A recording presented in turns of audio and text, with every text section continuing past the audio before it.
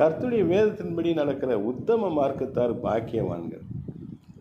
யார் பாக்கியவான்? இந்த உலகத்தில் பணம் வச்சுருக்கிறவனா, நகை நட்டு, சொத்து சுகம், நிறைய காசு, ஆள் பலம், இந்த பண வழியில் சம்பாத்தியம், அரசியல் பலம், பெரிய அறிவாளி, இதெல்லாம் பெரிய பாக்கியம் கிடையாது. இதெல்லாம் அழிஞ்சு போயிடும்.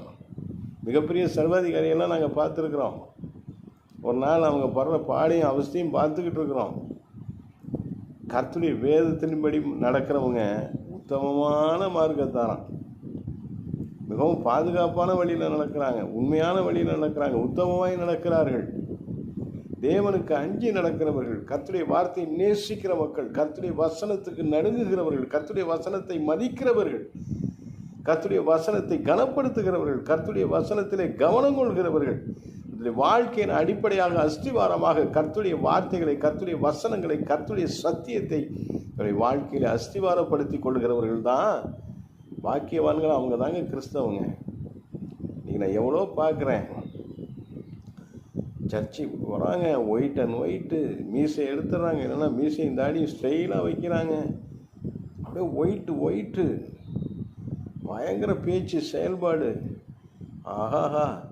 ஆனால் வாழ்க்கையில் ஒரு சின்ன வசனத்தை கூட ஃபஸ்ட்டு சொல்லட்டு வந்த இனிஷியல் வசனத்தை கூட அவங்க வாழ்க்கையில் இல்லை.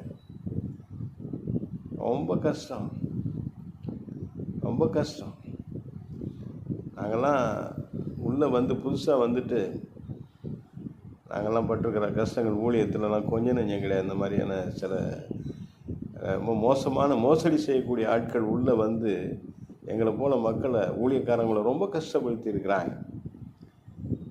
கர்த்தருடைய வேதத்தின்படி நடக்கணும். அவங்க தான் கிறிஸ்தவம், அவங்க தான் கர்த்தருடைய பிள்ளைகள், அவங்களுக்கு தான் ஆசீர்வாதம். கர்த்தர் கொடுக்குற ஆசீர்வாதம் கர்த்தருடைய வேதத்தின்படி நடக்கிறவங்களுக்கு தான். ஸ்ட்ரைட்டாக சொல்கிறேன், நேரடியாக சொல்கிறேன், கர்த்தருடைய வசனத்தின்படி நான் வாழ்ந்தால் தான் கர்த்தருடைய ஆசீர்வாதம் எனக்கு. உலகத்தில் இருக்கிற ஆசீர்வாதங்கள் வேறு, நன்மைகள் வேறு, அதெல்லாம் நிலையில்லாது. கர்த்தர் கொடுக்குற ஆசீர்வாதத்தில் வேதனை இருக்காது, ரொம்ப தெளிவாக இருக்கும்.